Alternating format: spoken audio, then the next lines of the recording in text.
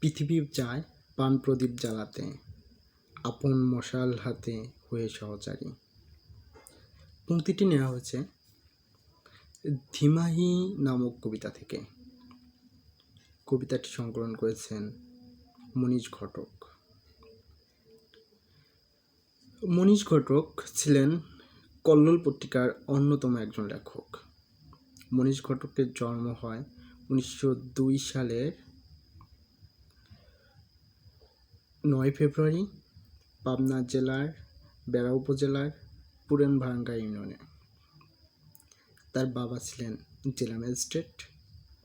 তিনি 1919 সালে Chittagong collegiate school থেকে ম্যাট্রিকুলেশন পাশ করেন এবং 1923 সালে তিনি ইংরেজি সাহিত্যে স্নাতক ডিগ্রি লাভ করেন। স্নাতক ডিগ্রি